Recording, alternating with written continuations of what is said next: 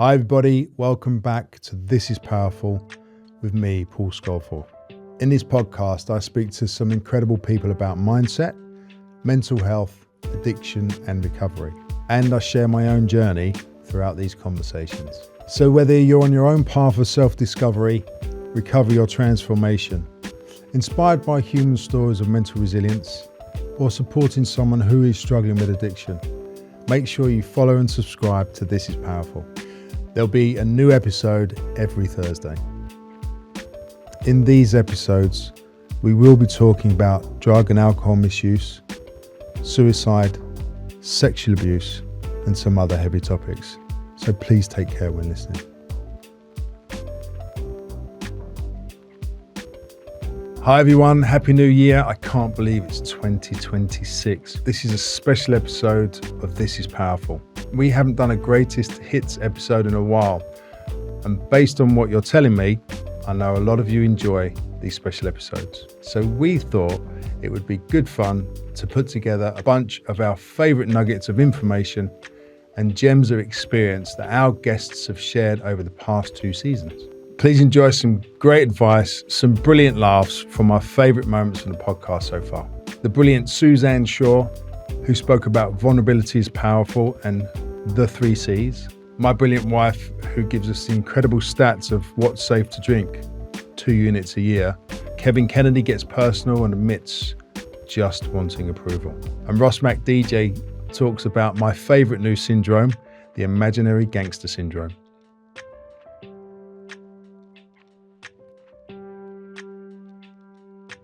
When you look at alcohol as a drug, like as a pharmaceutical drug, so they've calculated what the safe amount would be to consume before these neurotoxic, genotoxic effects, right? And it's 2 units a year. Wow. So a year. A year. Because our bodies are really good at dealing with toxins. Yeah. Like we have, if we're lucky, if we're metabolically healthy as well, our bodies are really amazing at doing this. But we're talking about a substance that's genuinely harmful. And when you look at it, if you took a step back and you were to regulate this as a drug, 2 units a year. When we first went for a meal in New York together and I wasn't drinking, I ordered you a espresso martini. Yeah, that's right. And he was like, do you want some? Do you want some? What did you think that I wasn't drinking? I don't have any stigma attached to not drinking. For me, that's not. So for me, it's like, okay, you don't drink. It made me think, actually, maybe I shouldn't have this espresso martini then. Because it had become, living in New York had made sort of drinking became this social thing. Yeah. So it was like, luckily, I didn't drink every day. But for a date or meeting someone new, it became like a normal thing. Yeah. And so you telling me that you didn't drink, I was like, that's quite nice actually, because then I don't have to drink either. Which is such an amazing which is so reaction. weird. Because a lot of people would be like, oh, you're quite boring. I've heard this so many times. Oh, that's a shame. But I'm so grateful that you don't drink, because thanks to the fact that you don't drink, I don't drink. Like we at home, like it doesn't occur to me to drink. Never. Why? Like, so I'm so glad that I married someone who doesn't drink. Our girls are growing up with a household where the parents don't drink. Like, we occasionally will have some champagne if it's a birthday. When you say we, that's not me. No, not you. That would be not good. But say, or like mum, or, you know, I love to have a small glass of red wine with a meal at a restaurant, but I often don't even finish it. No, it's really rare. I do actually look at you and I do actually think, why you're not drinking that? Because I know for me, back in the day, it's just not, I mean, even the amount you pour wouldn't be worth drinking, to be honest. But for me, it's the flavors and it's like with the meal. And then I don't like how alcohol makes me feel. So like, I don't like feeling tipsy. I don't enjoy that. It's not something that I don't want it. And also now that, you know, the next day, like it affects my sleep, my aura ring tells me off. And if I have one glass of wine, I feel it the next day. So like, why would I? There's so much to be angry about when you're dealing with a loved one who's doing it. And it's very, very hard to be sympathetic to them. Because again, now I can look at it and say, well, of course he didn't choose that. And I always knew that you wouldn't choose it. But when somebody gets up every day and cracks open a bottle and chooses to consume, I didn't understand, I think, about the illness of it. I didn't understand the mental and the physical dependency that he had. To me, it was very much, but you're choosing not to engage with help. You're choosing not to make yourself better. You're choosing to wake up every day. And he was living in chaos, absolute chaos by the end. And I did just used to think, well, just don't do it today. But actually, I was so exhausted for the last few years. We just didn't, I mean, it sounds mad, but we did not talk about the fact that he was in the final stages of an alcohol addiction. Sometimes things are too painful to talk about. And you can kind of just hope. It's like being on a car with no brakes, just hope we're not going to crash, but you stay in the car. You're just like, please don't crash, please don't crash. Was it kind of like that? Yeah, I think so. In that I never believed confronting it would yield me the response or the outcome that I wanted. Yeah. I think lots of people over a number of years had tried to speak to him and tried to help him, and nothing had happened. I knew that alcohol would come before everything else. So I'd spent a lot of time feeling second best to this substance. I knew that if I asked him outright, he would be incredibly defensive and then he'd sort of go AWOL. And I really needed to keep tabs on him and make sure he was as safe as he could be. And also I was just exhausted by it. And I knew that there was very little point. And also I didn't trust it. And actually there's something to be said for the fact there was a predictability in his drinking. And now I look at it and go, well, if he had entered sobriety, in a way that would have been scarier. Because I would have then been even more on eggshells and even more anxious that he was going to, stop that sobriety and then we'd be back to square one. I'd been so scared of him falling off the wagon and going back to it. Yeah, makes sense. I'd have been more anxious to have a dad who was sober. Really? That's a very valid point. I mean, I'd have loved it, don't get me wrong, but I think it's one of the cruelest illnesses for the people who are witnessing it. Yeah. Because you don't ever lose that little glimmer of hope. And that's the cruelest thing about it. Yeah. Because again, even when everybody on the outside can see, I always knew my dad would die because of his addiction to alcohol. I waited 20 plus years for a phone call to tell me he was dead, which is a really long time to wait for the phone to ring. Yeah, and I didn't know what it would look like, but I always knew it was coming. And it's actually 5 years ago today that I did get that phone call. But underlying that was always just that little tiny flicker of hope that it wouldn't. And that's painful. Yeah, it is. Yeah.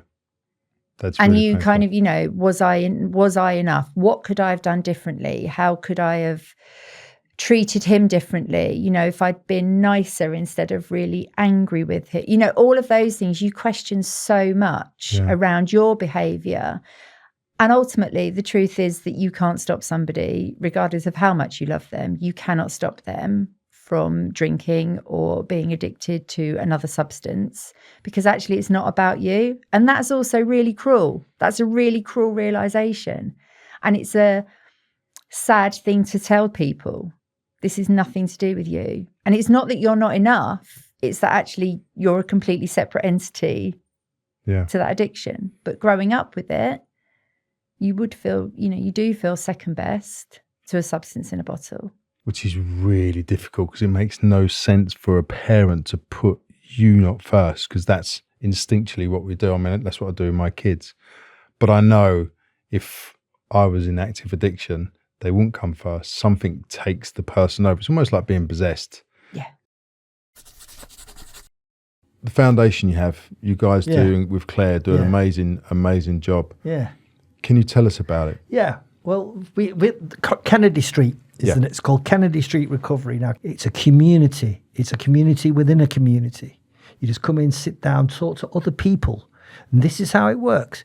You talk about your experiences as an addict, as an alcoholic, and you share it with another person. And when you've shared that, you get people recognizing themselves in that story. That's how it works. Right? It's not, I mean, we obviously we are very 12-step. That's what we encourage. But for me personally, it's having the recognition with another human being, and that feeling that you're not on your own. That some other person has had the same mad, manic, ridiculous, dangerous thoughts that you've had. So all of a sudden, you're not on your own. And it's important. It's key. It's so powerful. It's so well said, because it's it's the most loneliest disease, illness, or habit, however you want to frame it. Yeah. But having that connection which you provide is amazing. It's like having two magnets the wrong way around. It just pushes you away. But once you're there, it pulls. Yeah. I love it.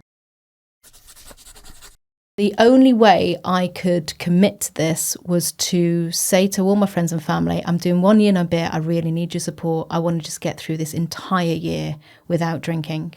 And so did dry January. When my partner supported me and did dry January, we went to the pub on the 1st of Feb, and he had a celebratory pint where he thought, I'm just going to have a drink because I've got through January. And I was partly tempted, but I'd gone back to that time where I hadn't committed to myself. And so before we went to the pub, I wrote the list of things that I needed to say and what I needed to order when I got to the pub. Smart. And so I made a commitment to myself before I went out. So there was no sitting on the fence. There was no, what shall I get? Oh, you've not got a ginger beer, then, oh, go on, I'll have a white wine. There was no kind of toying with the idea. Yeah. And I almost journaled this promise to myself, you're not going to have a drink. And I really dug my heels in. And I remember surviving it and going, great, okay, we're going to get through like another month. And then every time before I went out, I did this mini commitment to myself. And did you hear about that from someone? No. And I've created now these 3 C's around taking a break from alcohol, which now is a part of my coaching method in every area of my life. And those 3 C's are commitment. It's making that commitment to yourself, and whether that's journaling, whether it's daily mantras, whether it's announcing it to friends and family. Then consistency is just taking those small steps. And my consistency was a promise that I was going to prioritize my well-being every single day. That was my consistency. And that was to not drink, but then that was to do small things like running, working out, eating well. And then my third one was community. And I strangely never really had a strong community before, because you know what show business is like. Yeah. Is it really a community? Do people really have your backs, or are they going to kill their own grandmothers to get that part over you, or to make sure that they are winning? You know, there's not much Probably of that. The latter. Yeah, exactly. And so I had shied away from any kind of community before in hobbies, because I never did hobbies, because you'd walk into a room and people would want to know about your life, or a story would be sold on you. And so it was a very lonely place being famous. So in order to survive, I knew I had to start speaking to the sober community. And I also spoke to the running community and the plant-based community. All of the things that were keeping me accountable became a big part of my life. And honestly, without the last C, the community, I don't think I'd be sat here today. With the acting, you've got to love it. And I loved it. And I've always wanted to be an actor. And I've always performed in front of my mum, dancing to kung fu fighting, and that was my first record I bought. Do you know what I mean? So we're very similar. And I used to come out doing the kung fu fighting, and my mum used to go, come and time, what's this? So I've always been that kid that's joking and doing things, and I'd walk out in my mum's shoes and put a bow in the air and just do things to get a laugh and to get, and I believe that every workman and every soul is, if he's up a ladder, he'll quote De Niro's sayings and he sings. So we've all got that entertainment spark in us. Yeah. And we're all good storytellers, and we all aspire to be things. And again, it was a manifestation of mine. And before I was there, and it was like, listen, you're in. You better take this seriously, be disciplined and deal with this, because you can get there and them get embarrassed. You got to remember that. The getting there without embarrassment is one thing, but you can quickly mess it up, which I have done. We spoke on the phone the other day, and when you told me, I thought it was like 4 or 5, and when you told me how long you've been sober, I was like, oh, wow. Like, what you've done, where you've been through, and to still be here doing this, it's magical. And the gifts that I've been given at such an early stage in my sobriety is unsurpassed. I couldn't dream of it. And first and foremost, family. Yeah. Opportunities that I'm given now, sitting with you. And I needed to say this. You asked me to come here 5 years ago, didn't you? Yeah. And you know the reason why I didn't? Because I was lying. I was sitting in the rooms lying. But by the grace of God in this program, I'm not lying anymore. And I can sit here with my head held high. Even with my emotion, when I talk about, I feel emotional because I'm so overwhelmed at the program. I know that I can't do this without a program. I know I can't do this without people like you calling me every day. I know I can't do it without the fellowship. What on reflection for you has been the positives? I used to be very goal driven. So, I said how I wanted to be a physio from age 12. Yeah. That's a good example. I always had a goal. I wanted to be a physio. I wanted to go to the Olympics.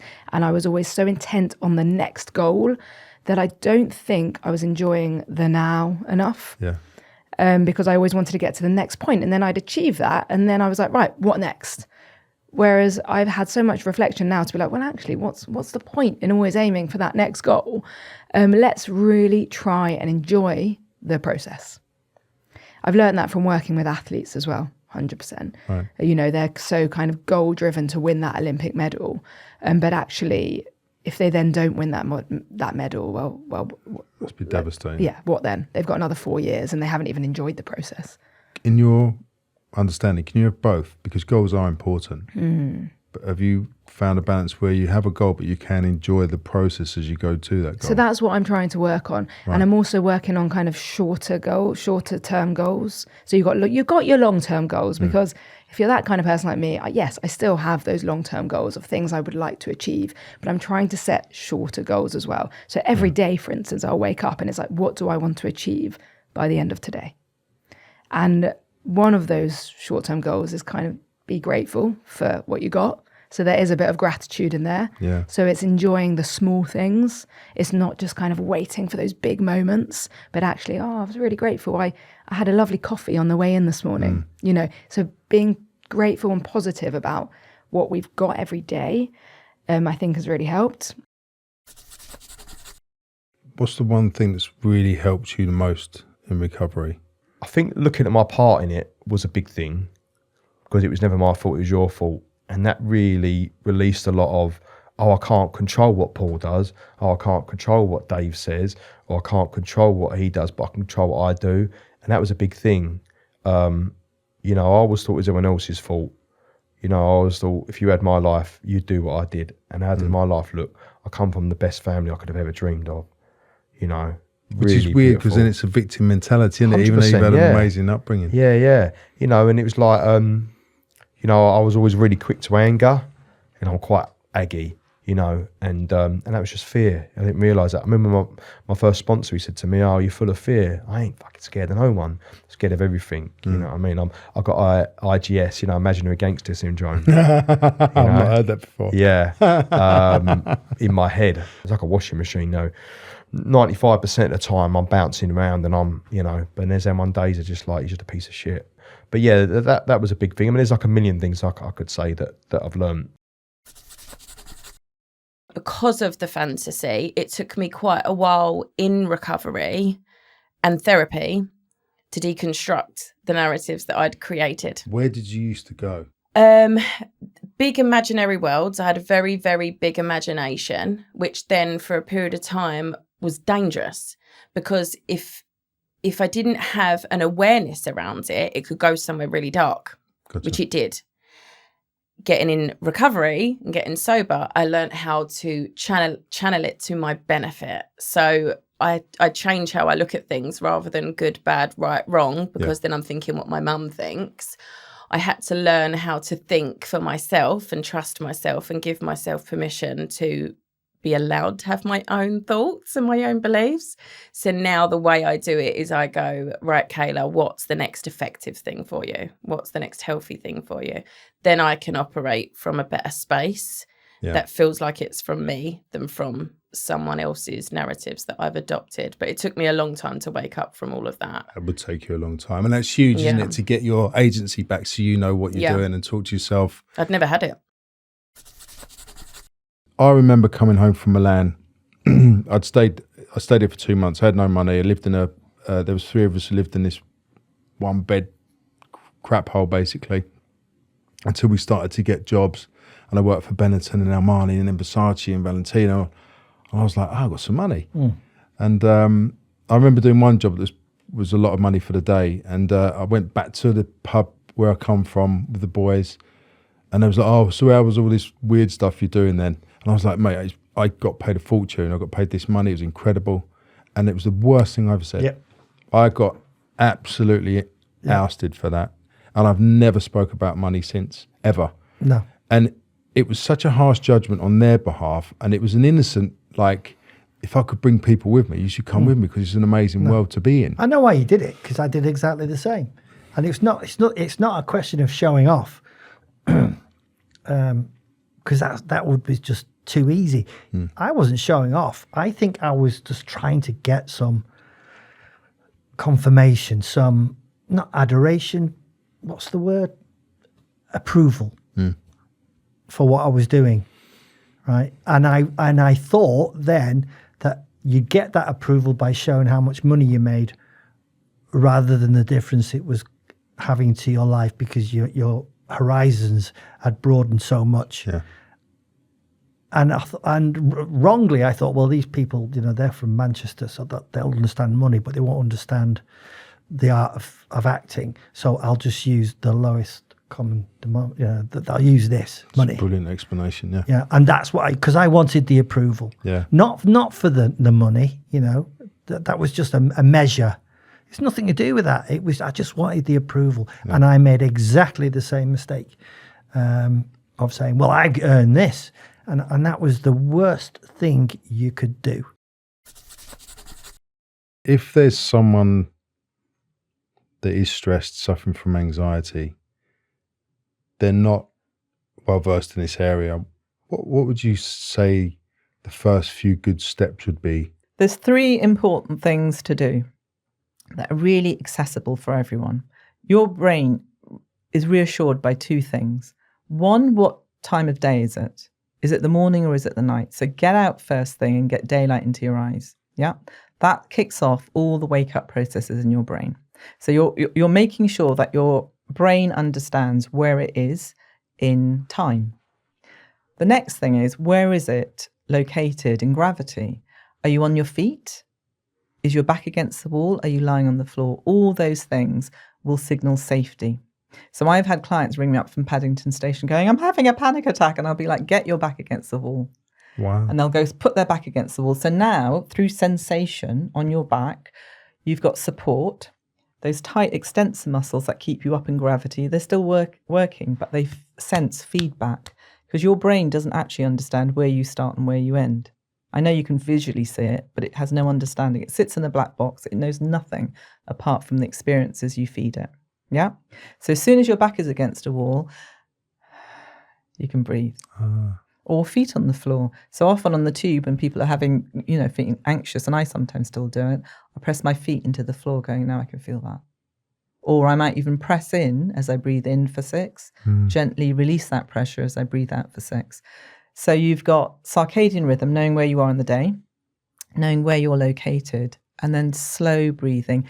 Anything between 5 and 7 breaths per minute has been shown to be the sort of optimal pace of breathing. It's slow, it's regular, it's kind of feeding the system. It's called coherent breathing, and it gives a chance for your brain over time. Your brain, your heart, and your lungs come back into the same frequency. Are they deep breaths? So think more in terms of low breaths. So your parasympathetic, which is your rest repair nerves, run at the bottom of your lungs. And your stressor ones, your sympathetic nerves run at the top of the lungs. So if you're breathing up in here, you're just stressing yourself even more. So think low. So another thing you can do is take your fingertips to your low ribs. Mm-hmm. Breathe in slowly for 6 and breathe out slowly for 6. And just keep doing that until your state changes. But it's you're feeling it. These are really active parts of you. They have a huge kind of representation in the brain, which forms a body map in your brain of where you are and all the things you regularly do. So if you write with your left hand probably has a bigger representation in your brain than your right hand. Yeah. When these busy parts of you slow them down onto your ribs, sensing your breathing, you've got external body informing internal body. And so it works as a feedback loop. That's incredible. Isn't it? Yeah. Yeah. And so simple. Your nervous system understands safety or not. Yeah. Safe or unsafe. Okay. Yeah, to different degrees. Yeah. That's all it understands. It doesn't know it's anxiety. It doesn't know it's stress, because those are social constructs. Yeah, right? Gotcha. So the most appropriate thing to do when cortisol rises, when you're a little bit alarmed, is to get rid of it from the body. Yeah? A rise of cortisol is your signal to run. It's danger. There's danger ahead. But of course, all of our stresses these days generally are psychological. But we're still sitting there with these cortisol peaks constantly all day long. And that's what causes inflammation in the body. That's why there's such a high incidence of kind of inflammatory diseases, because we're sitting down, just getting more and more tense. Tell them to shake it out. And then afterwards, don't forget to let go of that excitement. Yeah. Yeah, just let go of it.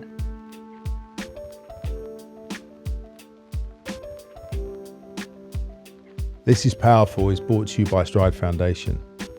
If you or someone you know is struggling with addiction, please head over to www.stridefoundation.com, where you can find links to resources that may help. You can also donate. Please make a donation. It will help us bring to you more episodes.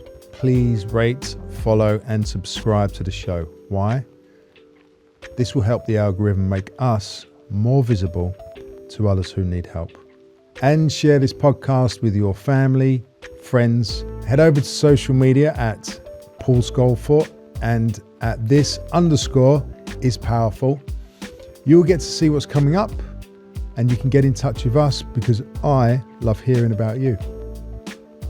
Thank you also to my beautiful wife, Dr. Federica Amati, the best producer, Shannon Delwich, to Ever Long, who does all the hard work in the background. Thank you also to Ria Musa and the rest of the team.